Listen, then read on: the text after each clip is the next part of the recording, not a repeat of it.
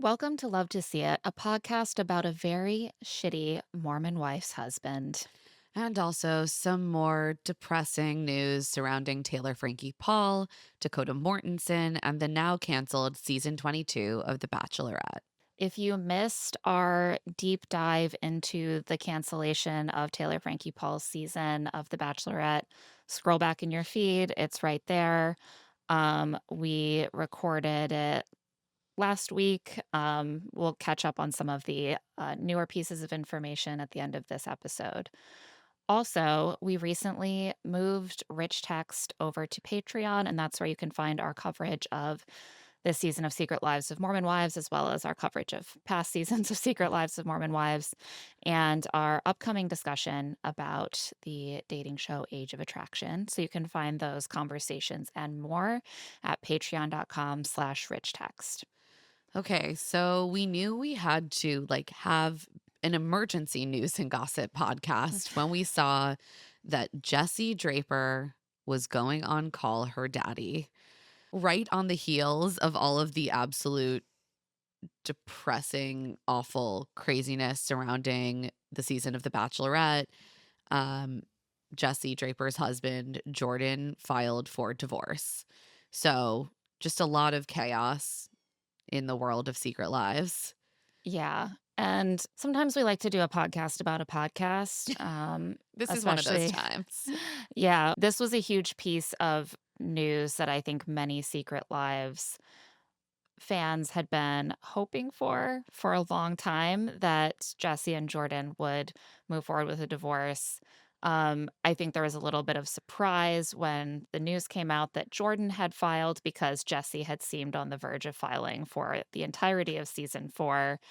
And so that seemed surprising. Jordan didn't seem like he wanted to give up his place as a sort of stay-at-home dad, uh, with a really ensconced place in dad talk and like the whole Well, he's gravy the train of it leader. all. He's the He's leader, the Claire. leader. He is the leader of dad talk. He is definitely the one who is buying most of the dad talk merch, like the He is entire creating market. all the merch and he's also the number one customer. Right. It's just a circle, like the recycling cycle. It's like the arrow goes Yeah. from manufacturer back to Jordan and back again. So it didn't seem like he would want to do that. But then we saw that Jessi was going on Call Her Daddy, and we knew she was going to really get into all of this. I was a little bit concerned about how quickly this was all happening. This whole situation just seems like a runaway train. And by that, I mean everything going on with everyone I know. on Secret Lives right now. Um, they recorded this episode on Friday, March 20th, in the middle of a lot of really wild news breaking on the Bachelorette front, the Secret Lives production pause, the Bachelorette cancellation. Like, there's a lot happening, a lot coming out very quickly. And as it turns out on this episode, Jessi was in LA when Jordan filed. They hadn't told their kids yet I, what I happened, mean, that that they was were getting divorced. really, really upsetting to me. And I was like, "Oh, maybe that should all get sorted a little bit before we rush to call her daddy." And this was one of those moments where I really felt like the market forces that are pushing these women to capitalize on opportunities quick, quick, quick, quick, quick, and feed the audience's appetite for tea and content about the gossip and the drama, that it might be catered to a little bit too hard in this universe, and that it might not be the best thing for everyone involved. Yeah, I mean, I'm hoping that the handful of days between the episode's recording and release did give Jessi hopefully time to sort through some of these things Yeah, it's in been a terms of little her less than a children. week. Yeah. Yeah. So, yeah, they do start off by going into some of the news surrounding the recent allegations between Taylor Frankie Paul and Dakota Mortensen and the Secret Lives of Mormon Wives production pause. Jessi says that she like really anyone who was informed on this situation, was aware that some kind of video footage of the 2023 altercation between Taylor and Dakota existed, but she had not seen it. She gets very emotional talking about this, of course, especially when she talks about Taylor's daughter, Indy, being present for all of it. And she really drives home that like these are her real like these are real people in her life. She is still friends with Taylor. She says she doesn't want to judge people off of their worst moments. She insists that Taylor has made some real changes in her life since the 2023 incident. And she says she has a good heart and is a good person. And she says when she watches that video, she sees that there is, quote, so much pain underneath what is happening. And I think that really anyone who watches that can see that there is a lot of pain. Yeah, and even having only watched the, police body cam footage, back when this story originally broke, that was clear. Yeah. You know, it's very hard viewing, for multiple reasons, and it's clear that she's still in Taylor's corner, although obviously, as they discuss, there appear to be ongoing issues. She's like, "I hope this is a wake-up call for Taylor and Dakota. I want the kids to be safe and healthy and happy, and I want them to get help so that that can be the case." But she says that, like, the other women didn't know how bad the situation was between them. Taylor maybe, she says, didn't wanna tell them how bad it was and how much was going on. And so as these things started to come out in recent weeks, they did decide to stop filming. And the way that she explains the timeline is that when they found out Dakota had filed a police report, the first like police report that kind of set this news in motion a few weeks ago, production initiated a pause. And then things picked back up again. But then the women learned that news will be breaking about these incidents, and they were like, "We can't film because this is gonna be discussed," and we basically, she's like, "We don't wanna say the wrong thing on camera." Like, we don't wanna be filmed when we're all still, like, sorting out the actual information that there is, and processing that, like, in real time because it's such a sensitive, Yeah, which topic, like obviously. fair. So, she said production was very supportive. She's like, "They've been so supportive. They love us as people. We love them. Like, they're the best." She's really not trying to criticize production, No. but it's fine. We can Company criticize woman. production. Right. Like, she's like, "Th this is our project that we make together that we all work on." Like, what, she's gonna come out here and, like, crap all over production? No, she's backing them up to the hilt. I think they could have made Yeah. better and different decisions, personally. And that's not something that, Alex really pushes her on. Um, for example, like, what do you think about the fact that production was really encouraging and even kind of forcing at points Taylor to film with Dakota? Yeah. No, I That would have doesn't been come up. curious to hear Jesse speak on that, but yeah, Alex does not ask about it. And then she says that she was really shocked that he had filed this official police report recently. She doesn't know exactly what happened to lead to that.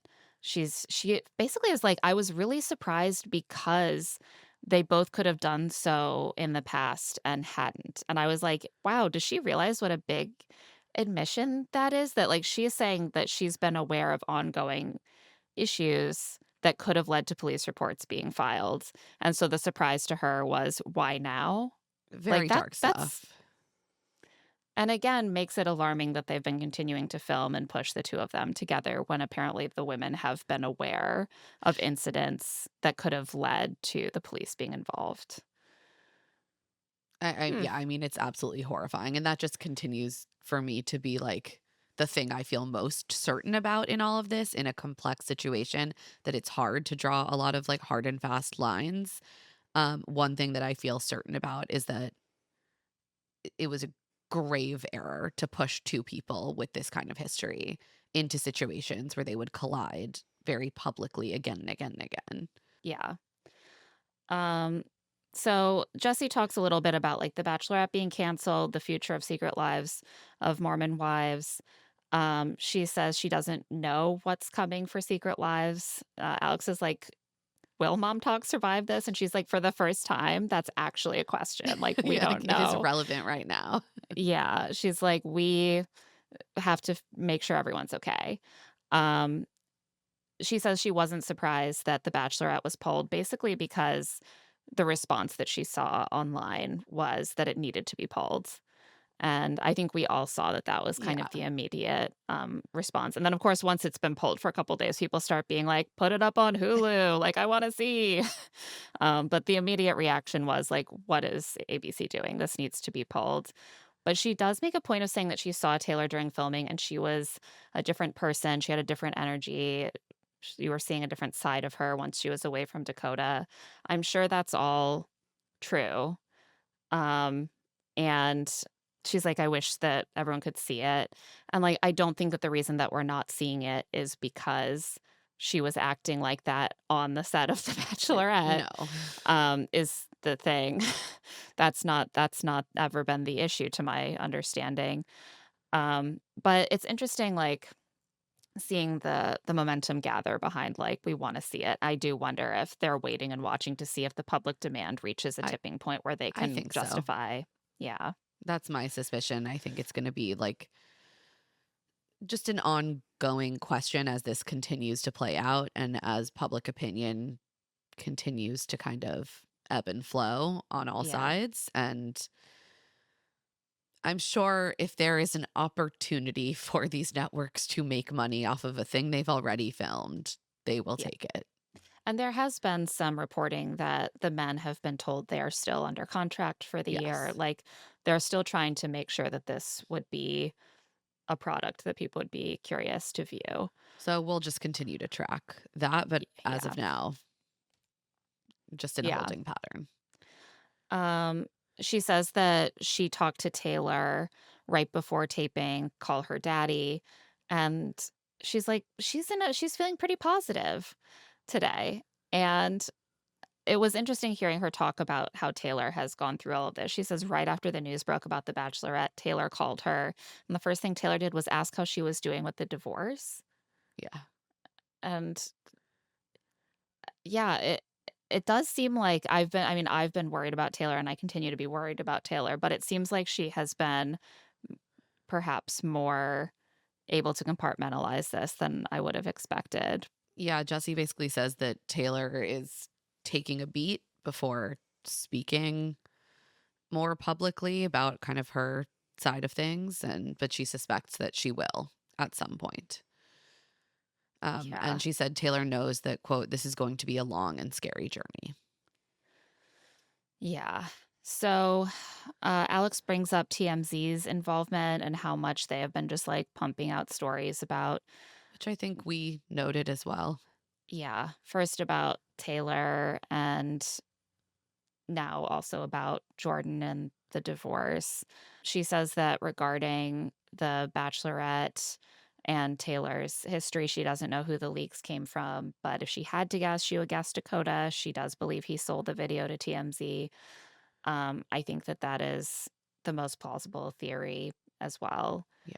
She also talks a little bit about how Dakota has been kind of around in her life recently through this because he's so close with Jordan, and so he was, like, always at the house. Ugh. Yeah. Just like a really dark combination, Dakota and Yeah. Jordan. And we get insight into that in a few points in this interview, and I found it incredibly disturbing. She says that Dakota felt like, quote, the other woman in her marriage, and that Jordan was with Dakota when he filed the police report recently against Taylor. She said, quote, he has been in cahoots with Dakota throughout this whole thing. Yeah. Not something that you would like to see as a wife. I kept thinking of Macy and Jacob and how upset Macy was that Jacob was warming to Dakota. Yeah, and you're like, "Oh, this." I mean, I think we already were on Macy's side with that, but this gives us even more insight into why, like, as a woman in that group, you would be alarmed to learn that your husband wants to spend more time with Dakota. I would be alarmed that my husband wanted to spend more time with dad talk. Like, Yeah, I would well, be like, "I exactly. guess you can get lunch with Connor if you want, but, uh, generally speaking, I would love if you would steer clear because it just seems like it's Bad vibes. bad vibes." So there's more on that throughout this interview. They kind of go back through the divorce a couple times. It's a little bit circular, but there's a lot in there. So why don't we take a quick break, and when we get back, we'll talk through what Jessi says about their divorce. And we are back. So let's run through a bit of the timeline of what happened with the divorce. As you said earlier, Claire, Jessi says that she found out that Jordan had filed via TMZ. She got a text from TMZ. She was actually the one who ended the relationship. She says she told him she wanted a divorce on Friday, the 13th of March, and they had agreed to file jointly, but Jordan blindsided her, she thinks, because he wanted the headline first. She says that when she first told him she was done, he was the one who was resistant to getting a divorce. So it felt notable to her that he then kind of ran to be the one to file first. As you mentioned, they had agreed to tell their children together before filing, which, yes, seems like the thing you should do. But he filed, and then therefore the news broke before they had done this. And she's basically like, luckily, our kids together are still young. They're not like reading the news, but Jordan has a daughter from his first marriage who is 13. Mhm. Um, and therefore, like, would have seen the news Yeah, she's like, "I don't know if he told her her before. before or not, but we didn't do all of that together as we had planned." Um, and he said he texted her before the news broke on TMZ to tell her that he had filed, but, "Oh, I didn't know it was going to be public." And she was like, "You gave a statement to TMZ, so" Sir, I'm sorry. I do not believe Jordan at all. No. Well, I mean, the one thing that Jordan has admitted to publicly is, like, being emotionally abusive of Right. Jessi, and so it is very plausible that he is being manipulative and emotionally abusive throughout all of this, and that's certainly what it looks like. He tried to put a clause in the divorce papers that said Jessi couldn't go on any podcast to talk about him, but she hadn't signed that, so non-binding. He also tried to get a restraining order to prevent her, people think, from talking about her. The restraining order was denied. I don't know if I couldn't find any details about what's it specified, but a restraining order isn't necessarily about, you know, protecting people from physical harm. It can also be about restraining other forms of behavior for a period, like moving money around during a divorce or that sort of thing. So it may have been related to talking to the media or financial issues. It was denied. So, Yeah, and they don't get into that during this interview because I believe that the request for the TRO was filed literally on the day that yeah. they um, taped this podcast. Jesse's side put in an opposition to the TRO. Like yesterday, it was, we are taping this on Wednesday. I believe on Tuesday, it was reported that the TRO was denied. But she says that, like, people have been very supportive. She's like, "Everyone in my life hates Jordan. I've always been saying it. My family hates him. My friends hate him. My employees hate him. Like, everyone's so happy I'm divorcing Jordan." And Same she's girl. We are right. too. We're happy for you. Yay. She's like, "It feels really validating that everyone is happy for me." She said she does say she feels bad that Jordan is being ripped apart online and, like, people are talking about his looks and his personality. And I wonder if that does feel weird, especially because you found this person attractive at one point. I would probably take it a little personally. Like, Yeah. that was my gnome and I found him sexy. It was a long time ago now, but I also would imagine that Jessie, as someone who has experienced a lot of internal trauma from being talked about, like her physicality being talked about online, does have some empathy about like seeing someone who was once very dear to her, like being discussed in that way. yeah. Yeah, and she does try to, at various points, she fully just, like, puts it all out there. She's like, "Here's every horrible thing he ever did to me, but also I feel bad that people are Yeah. making fun of his looks," you know? Like he still deserves love at the end of the day. She says that she has heard through the grapevine that Jordan is already chatting with other women. It seems like they all only know about 15 other Mormons, and so Yeah. they only have each other to date, So and we'll or always that's get back to the women. yeah. Um, She also says that they have not been in touch since the day that the TMZ story came out. They are now handling everything with their children through a third party, which seems like the correct thing to do. And Jessi changed her phone number and did not give the new one to Jordan. She's like, I still have my old phone solely to communicate with Jordan about the children, but she says she doesn't want to give him any opportunity to like track her location or like get any information about her, basically. yeah. So Alex asks about the reports. She's like, "It's been reported," and she quoted some sort of, like it was like a Dumois tip or Yeah. something, and I was like, "Reporting is a strong Yeah, word," but this is yes. reported by Let's who, Alex? let's ask Jessi about this anonymous internet tip that Jordan had spent money on escorts. Um, and the wording is very distinctive. Jordan had spent money on escorts with her money. That's how I was like, she's Yeah. reading the tip. That he had spent her money on escorts during their marriage. And Jessi does say that this is something that she had heard about directly from an escort service. When season one dropped, an escort service reached out to Jessi and sent her screenshots of Jordan's phone number and messages where he was apparently trying to hire them. He got a hotel room. And this was all something that happened before they had filmed. I think he was traveling for work or something. Yeah.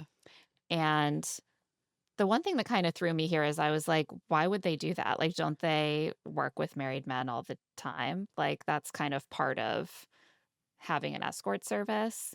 So I was a little thrown by that. But I guess because it was such a high profile marriage at that point, since they were both on the show, maybe that triggered Yeah, and it someone could at and the it escort sounds like it service was to reach out. someone who maybe at one time worked at this escort service, but, like, who knows? That person could have no longer been working with them. Like, we don't know Right. the All it takes is one specifics. person to be like, I've watched your marriage on Secret Lives of Right. Mormon Wives, and now I feel like you should know this. Um, and Jesse says that he denied it at the time and was like, "This is Hollywood, baby. They're gonna say things to try to pull us apart. It's probably AI. AI did this." And she says she tried to believe him. She wanted to believe him. And so she never talked about it on camera, even during the Marciano scandal when that became public, because she wanted to protect him. And she also didn't want to be seen as like deflecting. And she says that she confirmed this when she spoke to this woman who worked for the escort service who sent her all of these screenshots. She's like, they would have no reason to have his phone number. No one has his phone number.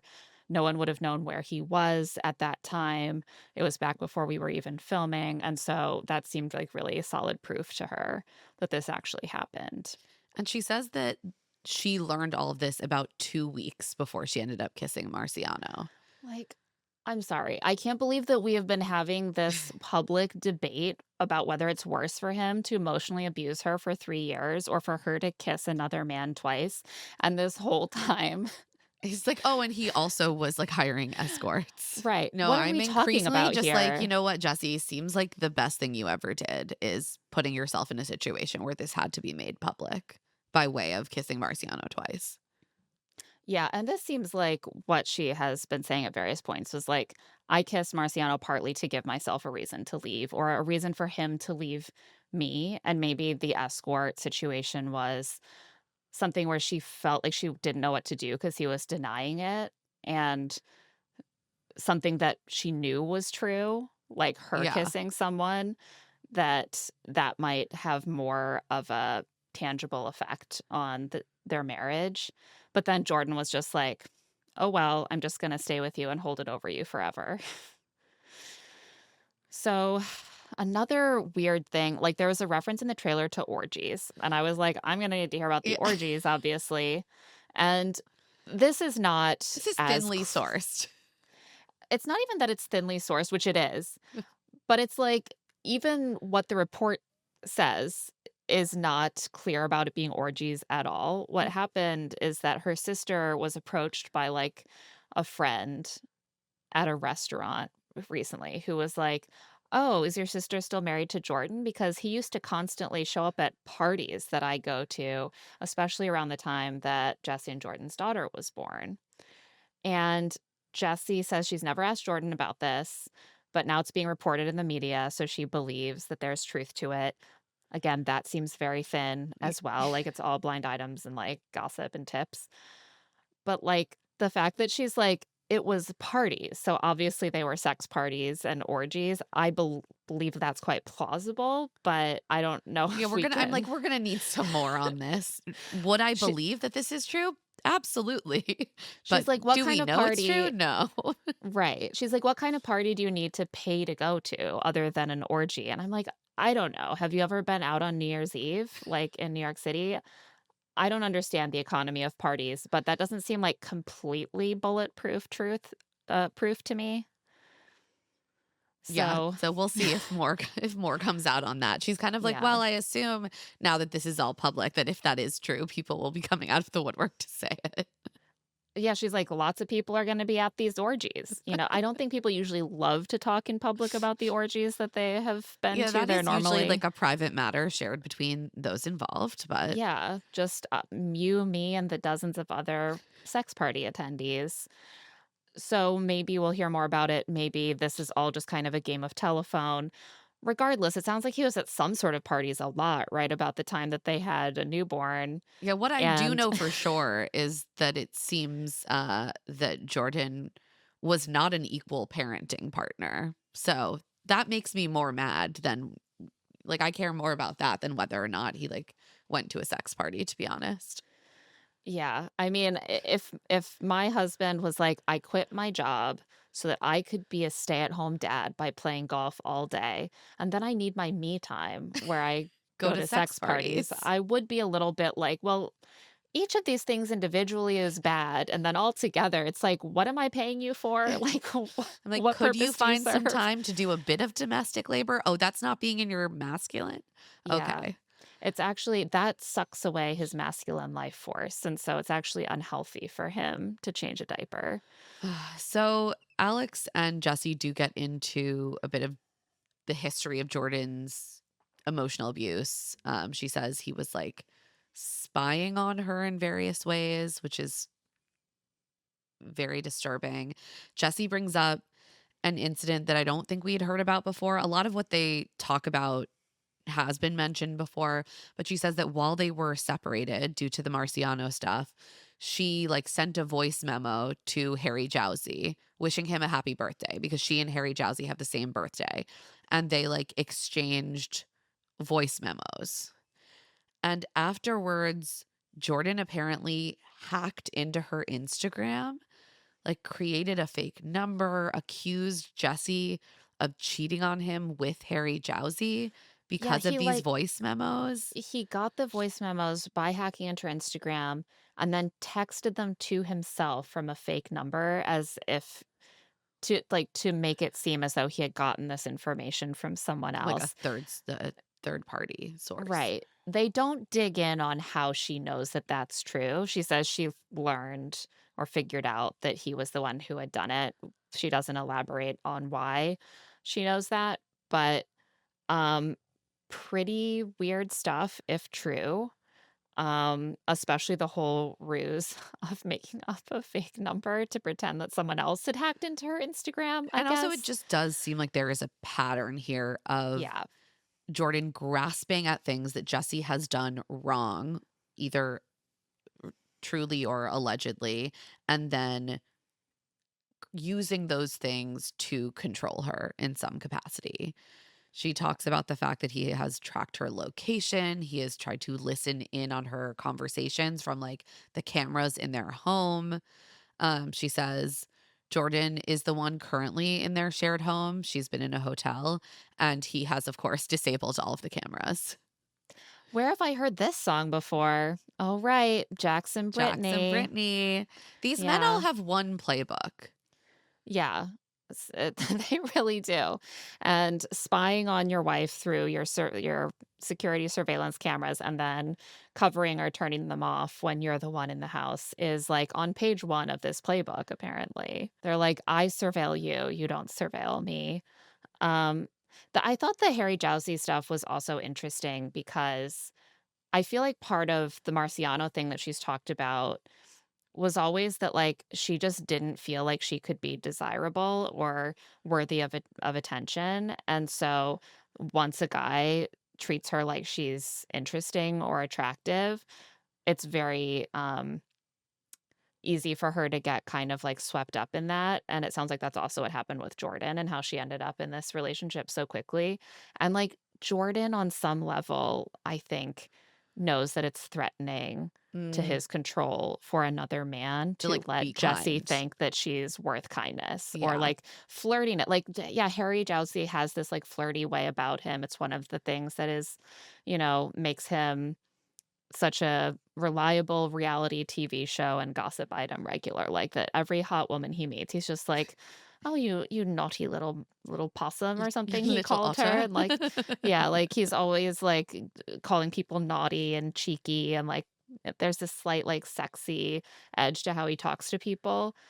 That doesn't like, the fact that he's like, "How are you enjoying your birthday?" with a little, like, "You naughty possum," doesn't mean that they're having an affair, but it definitely probably is threatening to Jordan's sense of like, I control all of the validation that my wife has access to, and therefore I control her. I think that's such a good point because it really seems like he got off on the fact that he could shit on Jessi and then be the only one to build her up. Yeah. Like, I think that emotionally abusive partners often do thrive in situations where the other partner believes that the only way they are ever going to feel that warmth and desirability is from the person who's abusing them. Yeah.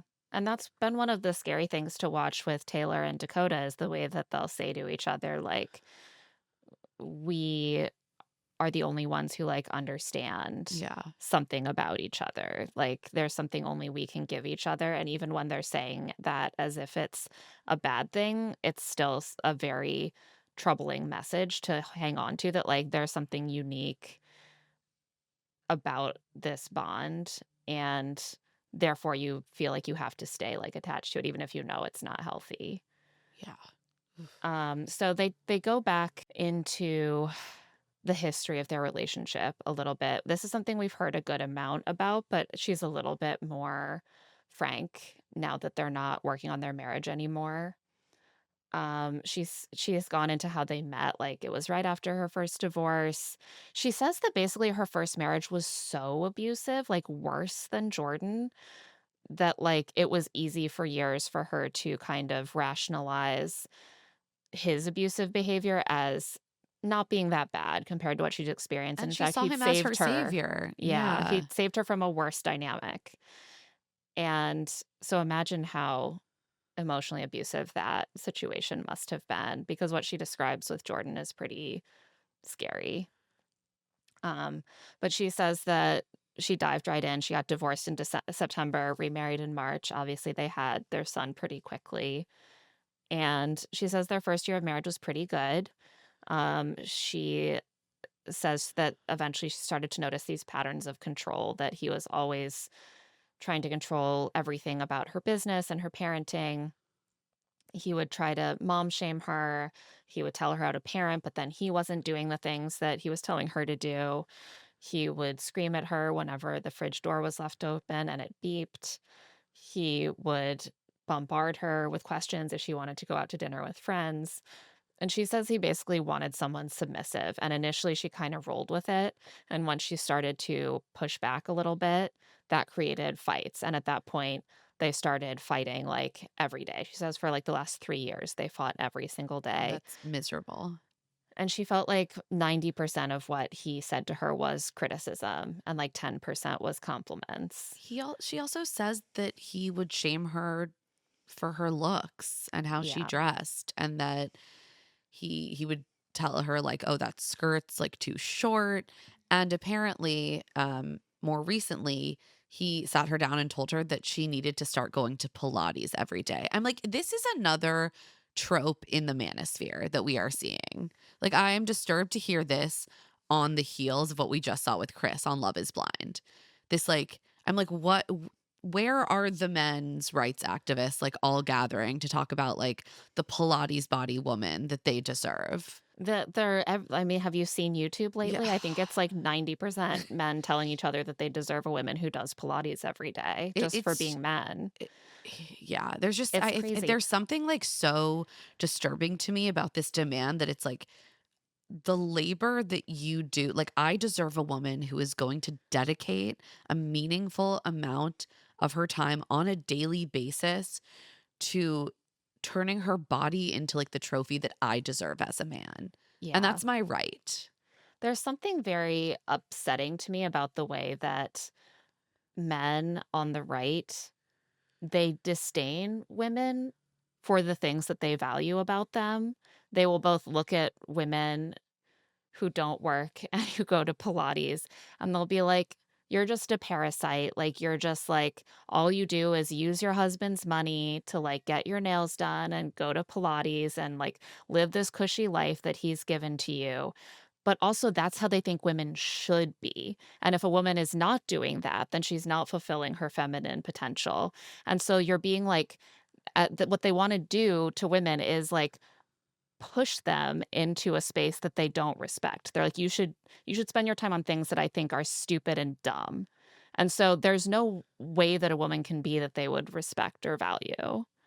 Oh, certainly not, and Jordan is trying to maneuver all of this while also watching his wife do all of the parenting and all of the traditional, like, breadwinner role. Yeah. So the thing that he can point to is like, well, where you're falling down is the lack of doing Pilates every day. Yeah. It's like, yeah, no, I'll just work constantly with running a business, teaching classes, filming a TV show. I've got a baby and a toddler or like kindergartner, and I should be going to Pilates every day. I do half of that stuff, and I go to Pilates never. I don't know how to find the time to literally go to one workout class. Like, what do you mean? Like, just because you can go to golf all day, every day, because you're doing none of those things, you think that Jessi, who has clearly, like, every every half hour of her life booked, you think she can go to Pilates every day? Yeah, It's well, he's like, ridiculous. somehow I find time to be the leader of dad talk and go to golf. And go to golf in between my tea times. So the least you could do is go to Pilates every day. I also found it quite notable and disturbing that Jordan clearly has gotten really into the language of the manosphere. And she says that when they were having conversations during their like separation around the Marciano stuff, Jordan told her that he really believed in traditional gender roles and he wanted to be in his masculine more and therefore needed her to quote, be more in your feminine. Mhm. Yeah, you gotta This be in your is feminine. language we have been tracking in reality television for, like, I think the last 4 years. Yeah, and this is what it's always That's the what this thing. this is what's always underpinning it. This is what it is. You can convince women, like, "Do you really wanna be the mommy to your useless boyfriend anymore?" No, right? Because that's being in your masculine. You wanna be in your feminine where, like, he's your sexy daddy and you don't have to do anything. Like, is there a dynamic available to women where we can just be equals and have useful partners who pull their weight? No, like, it's always, like, either everything's falling on us because men are useless layabouts, or everything's falling on us because the men are in charge and they're making us do everything. And that's being in your feminine, is when the man is in charge and he makes you do everything. It sounds Being in so your awesome masculine when you is put when it you're that doing way. well, being in your masculine is when you do everything because he just lies on the couch and, like, does nothing, and being in your feminine is No, when being he's in your yelling at you. masculine means that as a man, you get to do whatever you want, and Mhm. that might be nothing, but you get to be in charge. Yeah. Jordan's like, "What I wanna do is do all the things I'm doing now, which is just have leisure time and have unlimited access to money, but I wanna be in charge of you Yeah. functionally."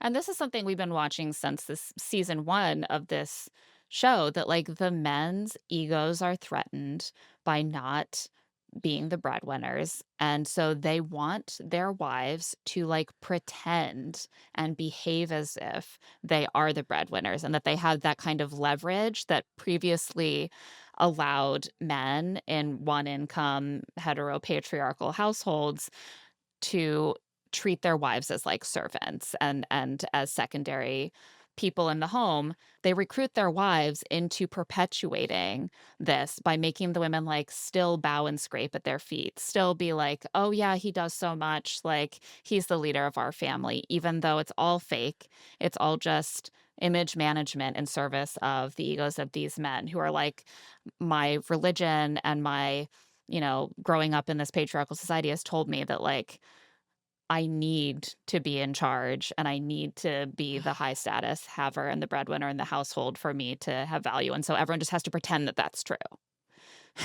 While she's doing everything, she also has to do image management for you. It's making me think of that part of Jacqueline Novak's one woman show, On Your Knees, Get on Your Knees, where she's like doing a lot of physical comedy, being like, this is what it's like to like manage a man's ego. Like you got to run around and you got to do the buffers. Like, you're just constantly like, are you okay? It's like Jordan wanted that to be Jessi's other job. Right. Her like fifth Her job. fifth or sixth or seventh job should be Right. managing his ego and making him feel like he's the big man in charge and he can be in his masculine. Right. Yeah. First job is like the business. Second job, filming the mom talk show. Third job, being a mom. Fourth job, being doing like running the household. Fifth job is just literally pretending that Jordan is doing all of this shit and Yeah. she's not. Like, And also are that you dad talk is serious? real. That's sixth job. Pretend that That dad talk is very real, has nothing to do with mom talk, and is maybe more important. the mental energy that it must drain from you to have to pretend that dad talk is real all day, every day, I can't imagine. That's gonna zap your battery We life. couldn't do it for like 1 minute. No, no one could. Everyone saw this and they were like, "What are you guys doing?" We all know that's fake. Okay, that's not a thing. Yeah, you're a fake, unsuccessful spin-off brand. Calm down. Jessi also says that Jordan was not really helping with the kids during the day while she was working. They have a full-time nanny. They have like people on staff. Like she basically says she did ask him to step back from work when they had their daughter because she was starting to film the show. She was also like working on her business and he traveled so much, as we know, like installing solar panels or whatever. And she was like, "That's just too much to have you away all the time, and then we have a new baby and a toddler, and, like, you're not here." So he stepped back, and she's like, "I thought he would find something at home, like, here. I thought he would find a job in the area, and instead he just started going golfing, like, every day And and, doing like, zero did not." domestic labor or like parenting work during the day. And again, these are the men who go on little podcasts, and they're like, "What's paternity leave for? There's nothing I can do. Well, I guess I'll that's just the go thing. golfing because what can I do?" No, and it seems like this was an ideology that Jordan was really into deploying against Jesse. Like, Yeah. children need their mother. I'm not the Yeah. mother. I'm a dad. I can't do all of that because you're their mother. This is why these men are afraid to go to, like, cities on the coast where they might encounter every dad I know Like a who, man like, with a stroller walking around Brooklyn. It'd be very they're threatening to you Jordan. would be amazed how much parenting a dad can do with an infant. It's really incredible. You wouldn't believe it.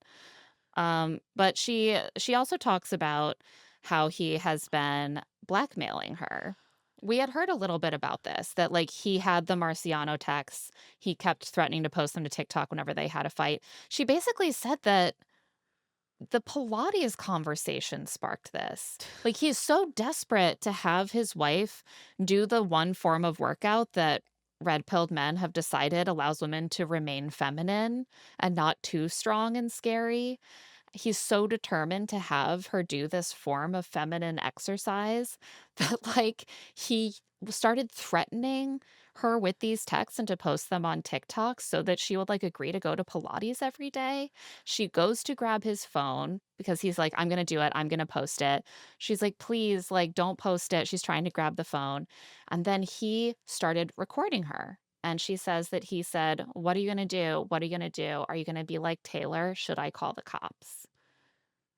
I found this to be so wildly chilling. Yeah. That was really Oh my God, I'm like getting upsetting. like emotional. Like it actually just makes me so sick. And I think you and I have talked just generally over the years about the way that certain men can go into something like therapy and like instead of doing work on themselves, learn tactics to like do abuse in a more sophisticated way or in a way that will be like less clearly legible Mhm. to the outside world or to circles that seek to like create healthy relationships. Yeah, this is really chilling, and I'm not an expert, um, in domestic violence or abuse. But this is the sort of thing that tracks with some of what we have been reading and learning about, like reactive abuse and the idea of an abusive partner sort of intentionally trying to like corner, provoke the abused partner, and then try to capture evidence of their reactions so that they will be the ones who are um, stigmatized and blamed for their behavior. And if this interaction happened the way Jessi describes, that is what it sounds like, that Yeah. he was intentionally trying to bait her into lashing out in a way where he would have more blackmail material, which he had already shown that he was willing to use to control her in that relationship. And the fact that he and Dakota are very close, I think also speaks to why people are very skeptical of Dakota. And like, we have not and continue to not want to come down on one side or the other with the Taylor and Dakota situation because there's so much we don't know about their dynamic. But this is what people are worried about, I think. And the fact that Jordan and Dakota are so close and that they both are using these pieces of information that they have to sort of maybe potentially threaten their partners, um, I think adds to that sense of like skepticism and Yeah. anxiety about his role in that dynamic. And certainly, like if this all went down the way Jessi describes, it's like really alarming to Deeply, see that deeply, pattern. deeply alarming stuff. Yeah. And yeah, again, while we don't know the totality of what happened in either of these relationships, stuff like this makes my spidey senses tingle and makes me like deeply, deeply uncomfortable and Yeah. unsettled. Yeah. And like we all still have some control over our own decisions, right? And what Jessi says is that in this moment, she realized that, like, this was not a healthy situation, that she couldn't stay with him. Because, like, what is she gonna do? Like, chase after her husband and, like, because he's blackmailing her, like, just chase him around and try to, like, grab his phone. And she was like, this can't be the situation that I'm living in, so I have to change something." Yeah. And that can be a really hard thing to do when you're stuck in a dynamic like this. And it seems like this was one of the catalysts to their Initial separation, separation. their initial separation. She talks about a few like catalyst moments because it is can be hard to like fully extricate yourself from this kind of dynamic, but this was the first Yeah. separation. I was going to say that does really track with what we see from most abusive relationships. It pretty much always takes partners multiple attempts at leaving before they can fully leave the relationship. And I do think that, we talked about this when we talked about on Rich Text, like the Jackson Brittany stuff. In some ways, the fact that these women have some public support and have some of this on camera with a feedback loop, it does give them an out, like an Mhm. opportunity that I think might have been even harder had all of this been kind of in the shadows. Yeah. And I think that's been like a hope for people with Taylor and Dakota that like so many people have told you, the public has told you, like, you need to stop. Will that be the impetus that you need? And so far, No. very tragically for everyone involved, it hasn't been. Um, but it does seem like that was really helpful for Jessi, especially to have the public reaction because she's like, everyone in my life has hated Jordan for a long time. And like, she needed a little more of a push that it was the right thing to do. Yeah, I mean, she says that she woke up to like just dozens of messages right when season 4 dropped, being like, leave him, leave him, leave him. And I Yeah. do think that if you are someone who is kind of trying to work yourself up to do that, that kind of public outpouring can be really helpful. Yeah. Alex also asks Jessi about the dynamics of her like intimate life with Jordan. And she says that for most of their marriage, their sex life was like pretty good and pretty normal.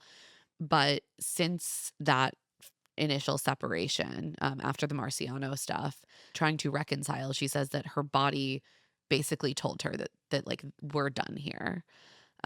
She says that anytime Jordan tried to have sex with her, she'd clam up. She would have panic attacks after they were intimate, and she didn't even want him to touch her casually, like in passing. And she's like, my body was just kind of telling me like we're not safe here. Yeah. She kind of talks about how, like, the trust that is broken when your partner tries to blackmail you in the way that he did is like, she's like, there's no coming back from that. Like, how are you ever going to really feel safe with that person again? And like, it's very hard, I think, to have a kind of good sex life with someone that you don't feel safe with. Absolutely. Yeah, so they talk a little bit about dad talk and the I mean the whole storyline with like dad talk competing with mom talk. And Jessi says at first they all thought it was hilarious and then it became cringe. And I was like, this is kind of what happened. We all like encouraged it Yeah. too much. This is why we're like, you have to be harder on men because like you give them a little bit of like, oh, what a cute video. And they're like, we're the stars now. We're in charge. I know. I was thinking back to this and I was like, oh, I did think it was funny because the first video was Yeah. like satirical and it was a bunch of the dads getting together. And you're like, oh, yeah, this is like cute and funny. Yeah. And then they're like, now this is our life We and should have been everyone wants dad afraid. talk. We should have been like, the dads are organizing, keep them Oh, fragmented we and do unable always say to rise up. you really shouldn't allow men to gather in like groups of more than like 3. It's not a good thing. Look at what they do when they all get together. At least like these guys, like these are not guys that you want colluding. So she says Jordan got competitive with her and then it became very hostile. She says she felt like he was riding her coattails and that he was always even like calling her in when he was doing like cameos because he Like, kind of knew that that was. of And then course, she, all of their brand deals were like for him, but she had to be involved. This is not right. surprising. Why would I No. want to buy anything from Jordan? Solar panels? Can he come install solar panels on my house? Sure, yeah. Yeah, no, I don't wanna buy anything from Jordan. I'd rather give someone else the money to install my solar panels. Yeah, so it does seem like this all escalated, like, incredibly fast, that, like, they got a little taste of maybe getting the power back of being the or at least and certainly in the case of Jordan, like, being the man of the house instead of being the stay-at-home dad, getting to kind of pull an Uno reverse and be like, "Haha, I'm in charge again." And all of a sudden, it became this really, like, hostile, competitive, like, nasty thing, and, like, of course it did, but it is just, like, crazy how quickly this all happened. Like, everything on this show happens at warp speed. Like, these people, I they know. move through it quickly. And Jessie does explicitly draw a line between her dynamic with Jordan and kind of the toxic culture that can specifically surrounding gender that can be present in a lot of like people who are raised within the Mormon church. Yeah. And she says she thinks that Jordan just had a really hard time not feeling like kind of the traditional man. And she also points out that like in various ways, a lot of the men that we see on the show have struggled with these same issues, which is something we talked about in our Secret Lives season 4 coverage. And she says that, like, in the future, she wants a partner who wants to be present with their children, like, on their own terms because they are also a parent. And she says at one point, you're not a babysitter. You chose to have these children. And I was like, yes, Jessi. Yes. Yeah. Yes. Yeah. Exactly. Yeah, no, the nanny who actually takes care of them, that's a babysitter. You're their dad. Yeah. Like, come on. Yeah. No, when she started talking about the golf, I was like, this is bananas. Like, you have a baby at home and a small child. Your wife is working around the clock.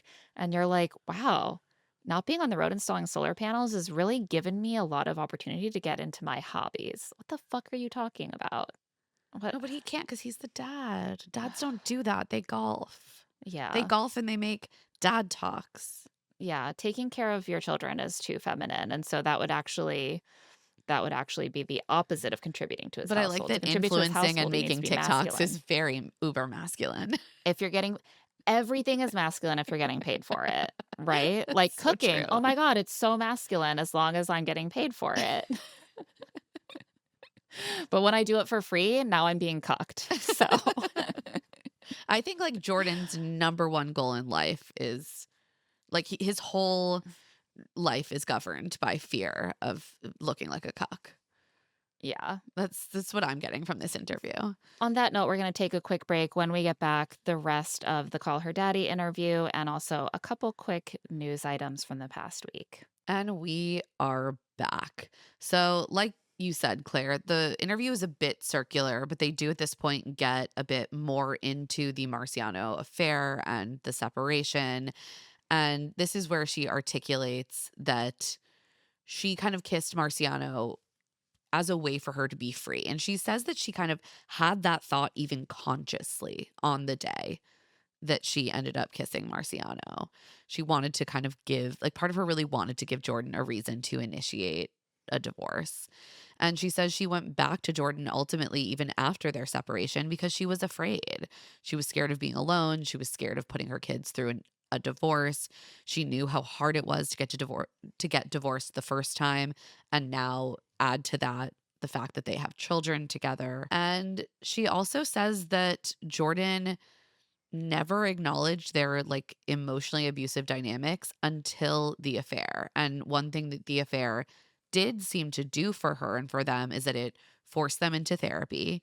And she says that during that time, he did admit to her that he was the instigator, that they had an emotionally abusive dynamic. And she says that felt really freeing, and for at least a period of time did give her some hope that like maybe there was a path to move forward if he could admit those things directly.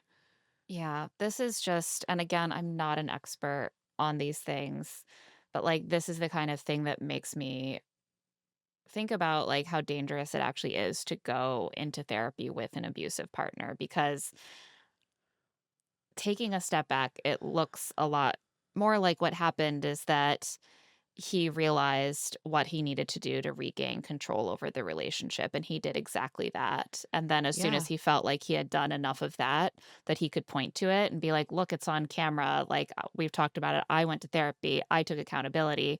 That put him back in the power position. And I also think that sometimes abusers, at least like having seen like dear friends go through dynamics like this, often in therapy, I think the abusive partner also has a motivation to like appear to perform goodness and awareness for the sake of the therapist, right? To Mhm. also regain control in that dynamic. And I completely understand why Jessi would feel some amount of hope hearing those things. And then, of course, as soon as she acquiesces, moves back into the home, the dynamics pop up again and again and again. He is again demanding that she cover up all of these things for the sake of the camera, for the sake of their kids, for whoever. Yeah. She says he made some real changes. And I do think that it's quite like plausible that he was like, to retrench and regain control over this, I need to make real changes because she's ready to leave. So, like, I believe that he made the real changes that he felt were necessary to make to like re-solidify their bond. And then, like, oh, they're gonna renew their vows and like it'll all be a clean slate. But she's like, ultimately, regardless, I just wasn't in love with him anymore. And she's like, he deserves to be loved. I guess as long if he can treat a woman better than this, maybe he deserves love in the Right. I future. think he But needs, I don't know. yeah, but she's like, I gave it my all. I don't regret it. And then they start talking about a couple other more tangential issues. They talk about her cosmetic procedures, which is something she recently sort of publicly talked about. She got more surgeries done after season 4, and she really regrets them. She says she looks back and watches season 4, and she's like, I looked amazing. I didn't feel like I looked amazing. And what was I thinking? Like, the surgeries didn't turn out the way that she hoped, and so she feels even worse about these Yeah. insecurities that she had. But what she does say is that she had been in 2 marriages where she was treated very badly, and so she felt the thing that she could control was her appearance, and that became like a coping mechanism for her. And that made a lot of sense to me. Oh, it makes so much sense, especially like in a culture where beauty is valued so highly, female beauty, and especially your husband is specifically demanding that you look better. And it's like, And what's on actually top of that, more? you're on a television show where people are constantly telling you that you're not as physically attractive as you should be. It's like that is Yeah, just a perfect storm. exactly.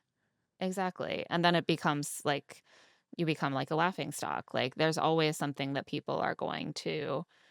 Well, people want women to do beauty labor until it crosses some invisible line where it becomes too visible. And then you get to shame the woman for that too. Right. Exactly. You should have simply gotten cosmetic work that I felt invisibly made you look hotter, and then Yeah. you would have been a better and more worthy of respect as a person. Um, so they talk a little bit about what we saw in season 4. She's like, all my friends hated Jordan. He would talk shit about them, which was so weird for me. We saw that, like randomly accusing Layla of being a cheater in front of everyone because he was just pissed at her. He Okay. sucks.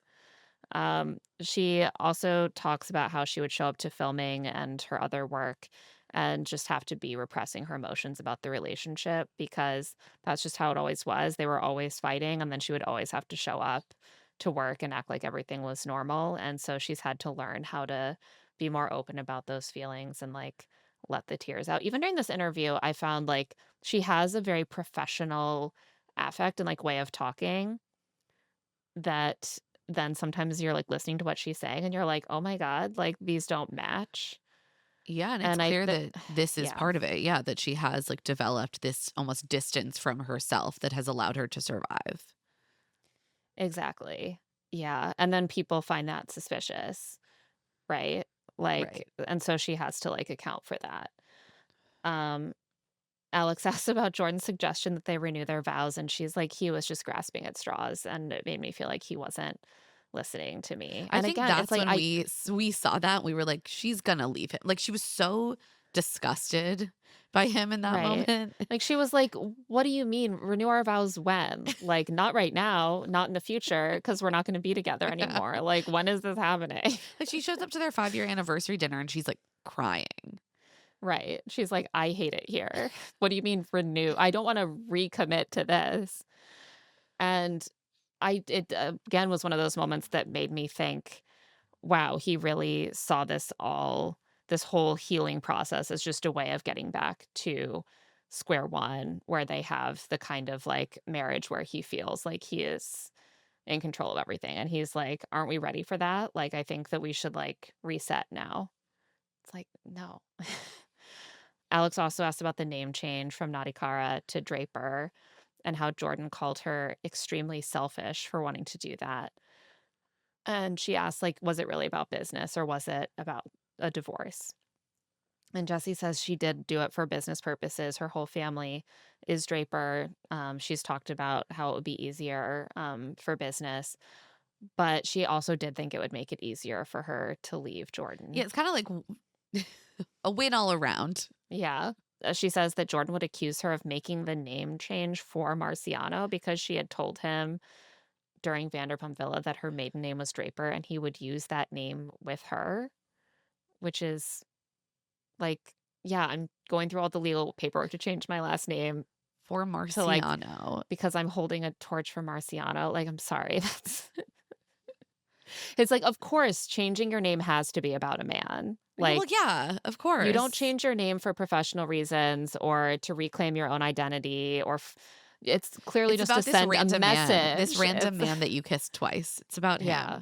him. She says she hasn't spoken to him in almost a year. I did see that they had, like, refollowed each other or something, or she refollowed him, They refollowed each and other on Instagram, yeah. yeah, and Jessi and Jordan have now unfollowed each other.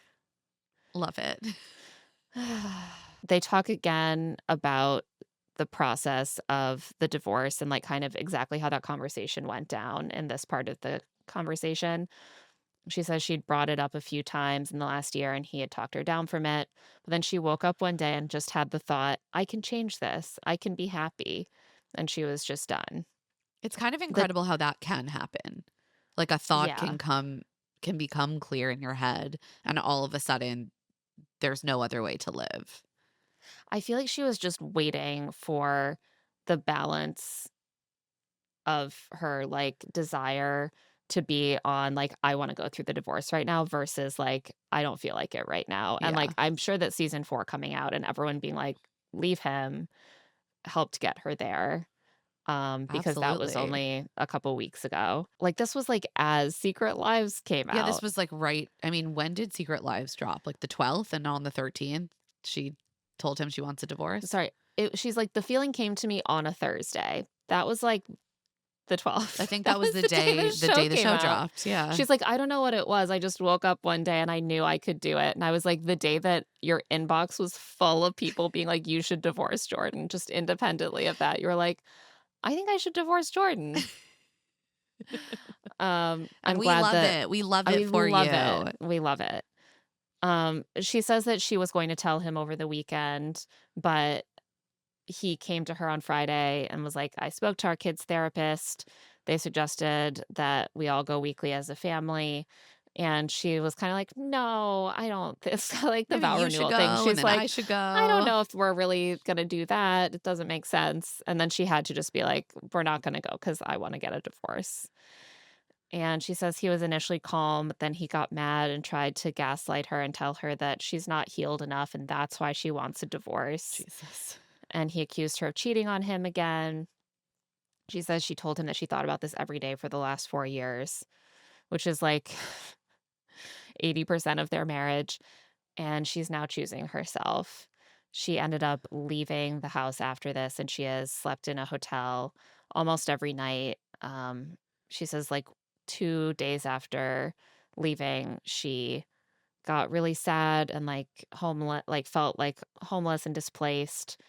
And so she ended up going to the house in the middle of the night and got in bed with Jordan. She says they ended up sleeping together, and he, like, begged her for sex one last time, she says, and she was like, "I was drunk and sad, and we did it, and I'm kinda glad because after that, I was like, 'Never again.'" And that's the last time she slept at the house.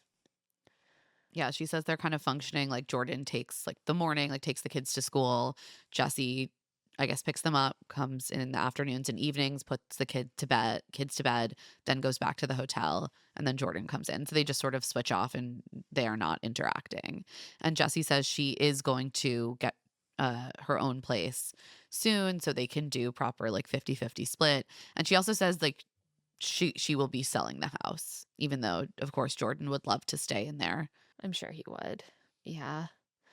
Um, Alex brings up the prenup, which we heard about a little bit on the season. I definitely saw some people saying, like, oh, he saw that the prenup is not valid and he decided to file right away. But she says that actually it is valid because they both signed it. Yeah, she says And she talked to her lawyers and they basically validated that it would be considered valid. And she says, you know, given just the financial situation, that she will most likely have to pay alimony and child support, but she will not have to, like, Jordan won't have any rights to her business, which I think was the real concern. Yeah, and she's like, "I'm a little resentful about having to give him so much money, but I also want him to be stable because we have kids together, so that's fine."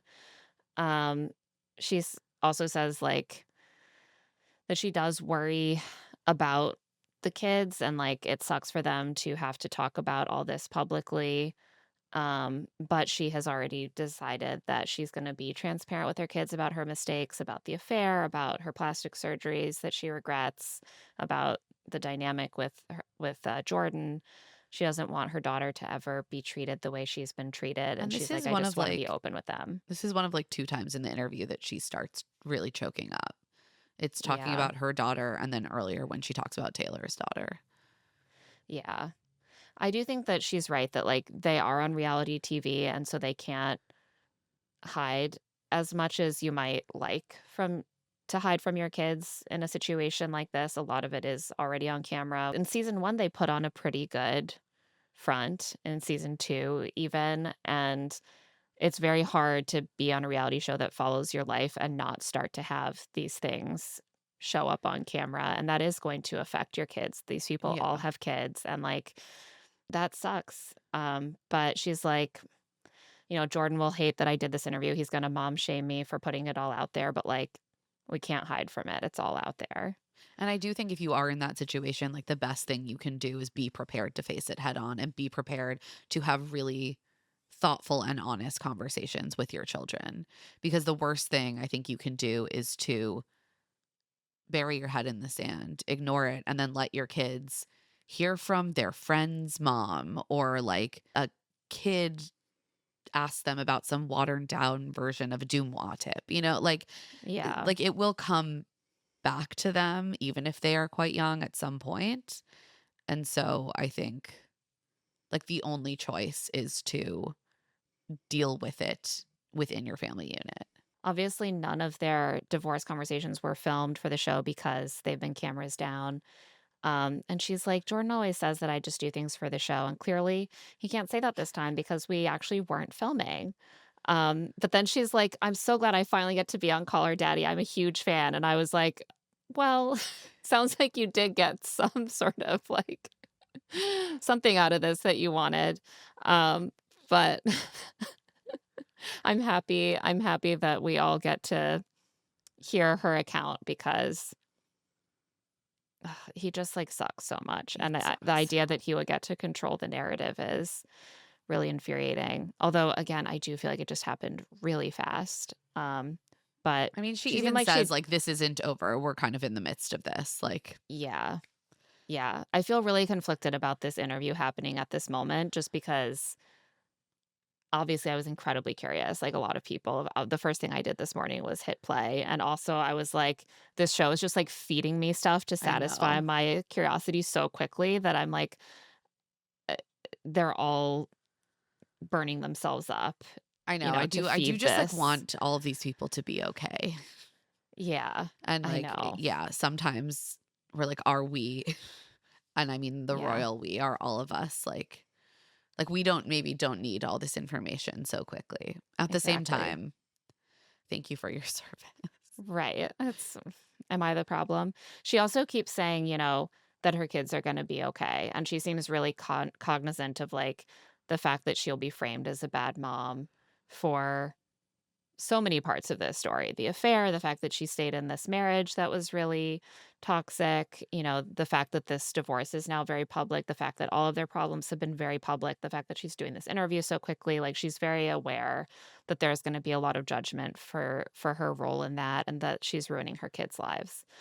Um at the same time I'm like this is an incredibly traumatic situation for the kids to be in and I am not super confident that they're gonna be okay because it's such a public and difficult situation, and I know that, like, their being okay is a top priority for her, and she's, clearly really determined to handle this the best way she can, and we're hoping for the best for these kids, but I was like, "Oh my god, imagine going through It your parents' divorce at the age of, like, 6." and this is the context. It's really hard to be like a child whose family is on reality Yeah. TV. It It just does it is. felt at times to me a little bit like she was saying, like, "My kids are gonna be fine," to convince herself because she can't, like, Well, what other option deal with does the she have possibility. also? Yeah. Like, Well, exactly. it's already Yeah. they're already in it. They already are public. You can't really dial that back. Her Yeah. husband already went to TMZ. Yeah. Like, Yeah. There's not that you can only move forward and be like, "It's gonna be fine, it's gonna be fine, it's gonna be fine." And I hope that everyone is fine, especially Jessi and the kids. But she does say that, like, him going to TMZ is what led her to kind of, like, go hard. She's like, "I don't wanna protect him anymore. I have been wanting to protect him. I probably would have talked about the divorce and even protected him in that if he had not gone to TMZ with the filing first." So, they talk about the future a little bit. Alex asks her about dating, and Jessi is like, "Yeah, I don't wanna rush into anything. I haven't dated since I was 20, really, and I clearly don't wanna get mixed up in something too fast." So, Jessi says that Chase has been really supporting her through the divorce. He's like, "If this is what you've accomplished while you're being held back, imagine what you can do now." Chase is just, like, always there. He just, like, is always popping up, and you never know if no, he's, like, gonna be the villain of the I story doing know. something super shady I or did if he's gonna be the hero. I did notice that he and Jessi are just like besties now on social. Also, this is I have such a complicated relationship with Chase because he'll show up on the show and be like such a dick, and then you watch his like social media videos and all of his long form interviews. He just did this whole interview on like the Mormon Stories podcast that I haven't had time to sit down and listen to the whole thing, but I've seen clips and you're like, Chase is like so thoughtful in so many ways and is like, That's I'm partly just, why it's, he scares me. I'm like, I feel like he is very smart about engaging the public in a way that gives you a lot of power. You know what I mean? I'm like, he knows what he's doing, and that makes me have a guard up with him. But like but the he also seems to be one of like the few men who is not still involved with his like former partner on the show and doesn't have a horrible relationship with her. Like he and Miranda are yeah. like on generally pretty good terms. His image is like such a mixture, right? And I feel like it's so well calibrated to where it's messy enough that you're always like, that Chase, he's so chaotic. What is he going to do next? But then you have that thing to point to that's like, but he's actually a really good guy and he's relatively stable. And he And has I good don't, politics. It's so seductive to me, I guys. I know. don't But then know. I'm like, he got like 3 DUIs and everyone's just like, oh, Chase, you lovable scamp. And I'm like, if a woman on the show did this, like, she would be savaged, and instead everyone's like, "Chase is my handsome, charming, woke Mormon wife's boyfriend who's actually a really good guy, so it's okay for him to do this." I it's very complicated. Very complicated. But Jessie But also yeah. says that like Miranda has been incredibly supportive of her. And we did see Miranda like when they were first having conversations on the show, kind of give Jessie that space and be like, you might need to go through a process to like get to a point where you are ready. And we're gonna kind of be here for you on the other side of whatever that decision is. She says also like Macy, Michaela, Layla, and Taylor have also been really, really there for her. And yeah, she's like, Miranda told me that this was gonna be celebrated, and it has been. Yeah, we're all so relieved. I was like, I can't watch another season of Jessi being like, "There's no life left in my eyes. I wish I were I anywhere know. else," and yet here I am. So they do a little rapid fire to wrap up, and Jessi answers a bunch of questions like, "Who are you closest to?" And she says, "Macy and Michaela." She says she hasn't spoken to Demi since the season 3 reunion, but she wishes her the best and she'd be cordial to her. Apparently, TikTok Ben comes back around. If there's ever a season 5, maybe we'll see him again. I'm I don't need to hear about him ever again. She also says that there are 2 mom talk group chats, one with Taylor and one without her, so they could all like coordinate how to deal with everything that's been going on. Yeah, Seems fair. that's not the kind of thing Taylor likes to hear about, but it seems extremely necessary. Yeah. Also, she says no one has left either chat. So Yeah, good. She says that Whitney and Jen are not currently speaking, but she thinks they're both self-reflecting, as they all often do after watching a season, and that she thinks they'll be able to get back to a good place. She also agrees that having Zach go and yell at Whitney for Jen was not great. But she also thinks that dad talk might be dead after this season. one can One only can only hope. hope. Yay, we pray. I was like, that's what I really needed out of this interview. Please tell me that this is the end for dad talk because I Yeah, can't handle one more moment of these insufferable losers. it was such a intense brief flame, dad talk, before it burnt itself out. They like Icarus, they flew too close to the sun. So, before we wrap up, should we run through some more news that has come out surrounding Taylor Frankie Paul, Dakota Mortensen, and the season of The Bachelorette? Yeah. Since we recorded on Friday, there has definitely been more reported. So on March 20th, it was reported that Dakota had been granted temporary custody over his son with Taylor ever. Um, a hearing has been set for April 7th. So at this time, it's unclear whether this will just be a short term arrangement or whether this will end up being a longer term situation because at that April 7th hearing, Taylor will be allowed to sort of Give her speak on, testimony. yeah. That's just, part of how this process can unfold. And obviously, it's a situation where there's a lot that's sort of mid investigation and mid process, but she will not be having parenting time until that date. On March 24th, NBC News reported that officials in Utah were investigating a third domestic incident between Taylor and Dakota, and this is one from 2024. So, a year after that incident that she pled guilty to 2 years ago now. He contacted the West Jordan, Utah Police Department last month with these allegations um, regarding this incident in 2024. And the spokesman said that he could not provide further details because the investigation is open. They also said that they, at this time, only have Dakota's account of this incident. And they said they are hoping to speak to Taylor about it at some point. And this incident is a third incident. It is separate from the allegations that were made on both sides that apparently occurred in February of this year. So this is all just, of course, continues to be deeply, deeply disturbing. It's hard to, as we've been saying, litigate any of it with such little information. We Yeah. don't have any details, even of Dakota's account of this incident, which is the only account that is on record at this time. So there's really not a lot to say about it. I think the timing of all of this and kind of this like deluge of reporting just feels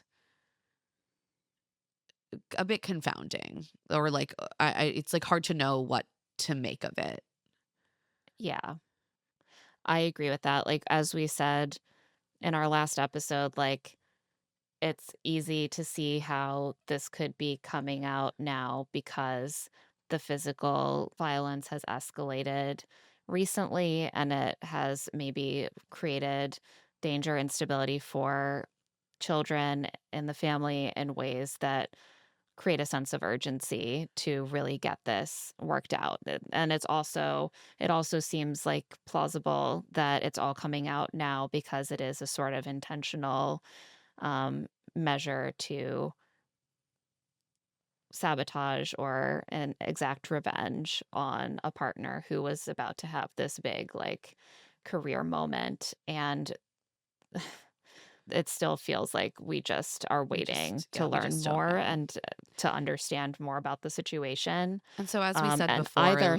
either reason, is really deeply disturbing, and that's partly why it felt like so imperative that the show pause because whichever motivation, whichever situation is really driving this, there's so much harm that's being caused. No, I think that's exactly it. Like what we do know is that either way, there is a lot of pain, there is a lot of harm, there is like a blast radius of this that and that children are being impacted. And so at bare minimum, everyone needed to pause, take a beat. And I just continue to really, really hope that help, real help, is being offered to Taylor and to Dakota. Yeah. And like we don't know right Yeah. now. We haven't seen any evidence of it. And I continue to worry that cycles of abuse and harm and toxicity will continue. Yeah. And we will just continue to keep tracking this story because there's not really anything else that we can do at this point. Yeah. There have been, as we kind of referenced before, like various rumors and reports and conversation about Taylor Frankie Paul's season still potentially airing in the future. As many people have pointed out, like the wording of ABC's statement, Disney's statement was very specific in not saying that the show was fully canceled or that it was never going to air. It They said like it's not going to move forward at this time. Like it's always possible that they are hoping that after these investigations are gone through and after more is out there, that there would be interest and opportunity to air the show. So, Um, so we'll see how this all keeps progressing. We're going to keep an eye on that as well. Meanwhile, Taylor's guys are very sad that they're not on TV. they're the real victims here. They are. They've been posting social media content of themselves and their families, you know, staring at blank TVs on the night of the Bachelorette It's premiere. just like, guys, read the room. Like I I was saying this to Claire earlier. I think that the two of us as people who are in this space and have respect for the often like undercompensated or totally, in the case of The Bachelor, totally unpaid labor of going on reality television. I think we maybe have like more empathy for these men than the average person. Read the room. This isn't the Yeah. time for your social media sad posts. Yeah, I don't think that there's a lot of receptivity to like, people are going to read it as like, oh, you quit your job so you could be an influencer and now you can't. Like, boo hoo, I don't get to be an influencer either. Like, there's not a lot of sympathy. Um, I assume they're trying to capitalize a little bit with some like quirky social media content on this moment when people are paying attention to them. They've reportedly been told, you know, that they are still being considered for future seasons of Bachelor in Paradise. I'm hearing a lot of swirling like, oh, maybe they want to do a joint Bachelorette season with Layla and Miranda. Maybe they want to reach out to Maura Higgins to do a season with Yeah, her. I think Like that was just all one very random person being like, "This is what you should do." And I have seen some people, I think maybe it was Blake Horseman, point out that like these shows are huge productions. It's not the kind of thing that you can whip up. just like, yeah, just whip up. I mean, or you could, but it would take like a huge amount of effort, time, money, getting a bunch of people who work on like a gig basis back into a job on a timeline they hadn't planned. Like, Yeah, I mean, this is why I think I felt so strongly when we taped last week that it was over. And like maybe I'm wrong, but the idea that that the network is going to pour so much money and effort into frantically making a new season of the show in order to quickly get the brand back on its footing just seems crazy to me because that was what Taylor's season was. And now they're gonna do it again, even though the last one blew up in their face and they're starting from even lower or are they hoping they can capitalize just on the sheer like morbid interest that people have in the brand now because it's so flailing and it's just gone through this catastrophe. Maybe, but that seems like such a wild risk to me given that their previous swing at it like was such a faceplant. And to me, like the idea that they're going to do Bachelor in Paradise, like maybe, but you can't have Bachelor in Paradise if you don't have the Bachelorette and the Bachelor. And like, are they really gonna keep trying to make those? Like, it just seems like this brand is in complete free fall. I know. I could see them scrambling and trying. I also could see them kind of putting out feelers, like putting out these stories, being like, how do people feel about this idea? Oh, well, that's what I thought. I was like, none of these are sourced in a way where it's like ABC is definitely looking into this, but it did feel a little bit like there might be some trial balloons going on, like Yeah, which does anonymous not surprise industry me. I sources. also do think Yeah, that they probably could get a season of Paradise together with alums and then they could now, but adding like, in I mean, men. like, you can't sustain it in an Oh, ongoing sure. way Yes. unless you can Yes. get the flagship brands Correct. back But up I and could see running. them being like, well, we're going to give Paradise one more go. Yeah, they could. I Do mean, p we'll I see. don't know. We'll see. We will see. I don't know. Everything still feels like it's happening very quickly, and it's been a lot to take in. So, I know. as always, take care of yourselves as you follow this news. And I don't know. Yeah, Um, everyone just care for themselves, and like really hope. I mean, it feels like too much to hope that the network is taking some real lessons about the care and humanity of the people who are involved in these productions. But I like that is what I would hope, that they are not going to rush into something that has the potential to cause more harm. well, Like, they agreed to a production pause. So, what more needs to be said? They allowed them to stop filming while their friend was investigated on very serious Jesus charges. Christ. Like, it's the bar The bar is the in bar is hell. The in bar is in hell. hell. And I hope that we can all continue to kind of push these entities to do better, to be better, to Yeah, put practices into place that will mitigate harm rather than yeah, cause it in order to capitalize on quote unquote yeah. drama. And like, To I to really be hope honest, that's the yeah. takeaway. Yeah, to be honest, one of the things that would alarm me the most is if they did rush like, I love Secret Lives of Mormon Wives as a viewer, it's very entertaining. Um, I would not want them to rush back into season 5 and I making sure agree. that gets out. I don't think that they should be looking to make that this year, to be honest. I would hate to see them scramble to take advantage of all the controversy around The Bachelorette in some way and end up feeling like they came out on top and like that was a good choice. Like there should be consequences to their bottom line for making these decisions that these shows have made that took them to the place where we're at now. And so I really genuinely hope that while we're following this news, we're not contributing to some sort of like, please get it out there. Please let's keep these franchises moving. We want the content. Oh, We let's don't be want the clear. content at the expense of their well-being. We should be very clear on that, though we are not clamoring for a constant deluge of content. We are No, not. Please, no. Of please take a break. yeah. So I guess we should wrap it up there. Thank you for listening. Please, again, take care of yourselves, and we will be back with something that is not focused on Secret Lives characters or Taylor Frankie Paul or The Bachelorette next week, a little respite. So, on that note, that's it for this episode of Love to See It with Emma and Claire. If you're watching this on YouTube, remember to like and subscribe to our channel. Love to See It is a presentation of Odyssey. The show is produced by us, Claire Fallon and Emma Gray. Our production assistant is Tatiana Knies-Smith, who also edits our video. This episode's audio was edited by John Bahar. Our theme music is by Tamar Habib, and our art is by Aaron Nestor.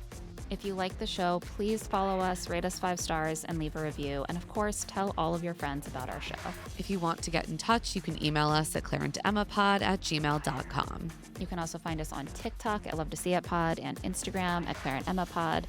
You can find our newsletter, Rich Text, on Patreon at patreon.com/richtext. I'm also on Blue Sky at Emma Gray and on Instagram at Emma Lady Rose. And I'm at Claire E. Fallon. Special thanks to the team at Odyssey: Eric Donnelly, Peter Arriaga, Kate Rose, Maura Curran, Melissa Wester, and Hillary Schiff. We'll be back soon. Can you keep up?